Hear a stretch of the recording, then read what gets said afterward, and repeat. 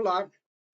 Na continuação dos nossos estudos sobre o livro dos médiuns, nós estamos agora no capítulo 21, que se denomina Influência do Meio. Tá?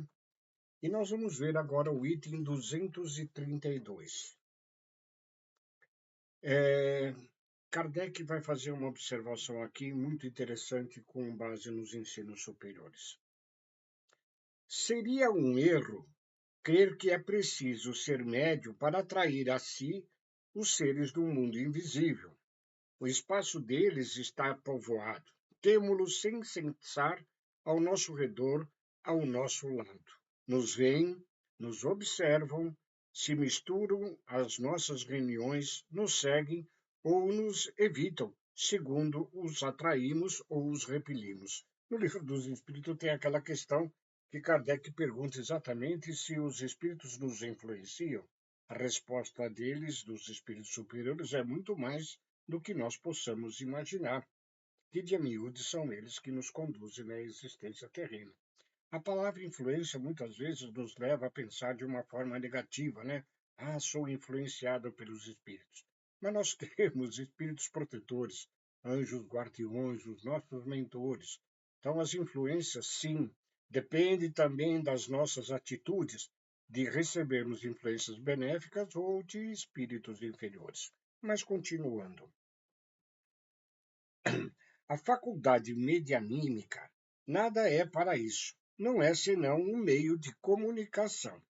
Depois do que vimos sobre causas da simpatia e da antipatia dos espíritos, compreender-se-á facilmente que devemos estar cercados daqueles que têm afinidade pelo nosso próprio espírito, segundo seja este elevado ou degradado.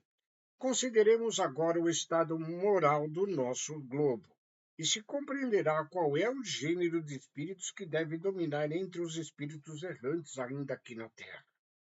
Se tomarmos cada povo em particular, poderemos julgar pelo caráter dominante dos seus habitantes, por suas preocupações, seus sentimentos, mais ou menos morais e humanitários, as ordens de espíritos que aí de preferência com eles se unem. Partindo deste princípio, suponhamos que uma reunião de homens levianos, inconsequentes, ocupados com os seus prazeres, quais seriam os espíritos que aí encontrariam de preferência? Não serão seguramente os espíritos superiores, do mesmo modo que os nossos sábios e os nossos filósofos não iriam aí passar seu tempo. Assim, todas as vezes que os homens se reúnem, têm consigo uma assembleia oculta que simpatiza com as suas qualidades ou com os seus caprichos. E isso, abstração feita de todo pensamento de evocação. Não é necessário evocar.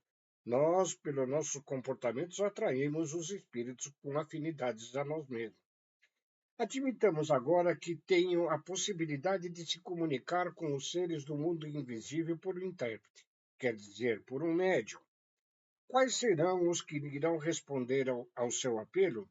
Evidentemente, aqueles que aí estão, prontos e que não procurarão senão uma ocasião de se comunicarem. Se em uma assembleia fútil se chamam o espírito superior, ele até poderá vir, e mesmo fazer-se ouvir algumas palavras razoáveis, como um bom pastor vem no meio das suas ovelhas desgarradas. Mas, do momento em que não se vê nem compreendido e nem escutado, esse espírito se vai, como farias vós mesmos em seu lugar, e os outros teriam a liberdade de ação. A respeito deste item do Livro dos Médiuns, nós temos no livro Seara dos Médiuns de Emmanuel, uma mensagem que se denomina imã, ou seja, processo de atração.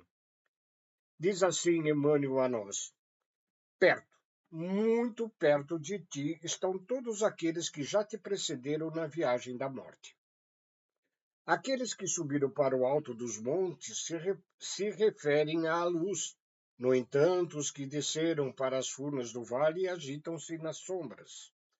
Quantos se sublimaram no suor do serviço, Mostram que vale a pena lutar e padecer para que o bem se faça, e apelam para o bem, porque Deus é amor. Contudo, os que se agarram ainda às paixões inferiores mergulham-se nas trevas, como seres do lodo, e em largo desespero, convidam sempre para o mal a que se prende fracos em tremenda ilusão. Todos os que marcharam no exílio, no extremo auxílio aos outros, ensinam-te pacientes a converter espinhos em roseiras eternas. Mas quantos desprezaram as criaturas irmãs no apego desvairado à posse de si mesmo, induzem-te a fazer de rosas passageiros duros e espinheirais. Não afirmeis, sou pedra, nem digas, não percebo. No lar do pensamento estamos todos nós juntos. Cada espírito escolhe a força em que se inspira. O raciocínio manda, o sentimento guia. Trazes assim contigo o lema do destino escondido na mente, ocultando no peito o impulso que o dirige, porque tudo prospera aos golpes do desejo, e o imã do desejo chama-se coração. Tenhamos essa consciência de que, embora aqui nessa sala, por exemplo, estamos fisicamente sozinhos, evidentemente atraímos para nós uma gama infinita de espíritos que se sintonizam com as nossas qualidades ou com os nossos defeitos, né? Saibamos assim sempre procurar, na nossa existência, pautarmos ela pela virtude, pela busca da nossa melhoria. O verdadeiro espírita e cristão se reconhece por aquele que sinceramente tenta dominar as suas más tendências. E para dominarmos as nossas más tendências, nada como a prática do bem ao nosso semelhante. Fique com Deus, muito obrigado e um beijo a todos.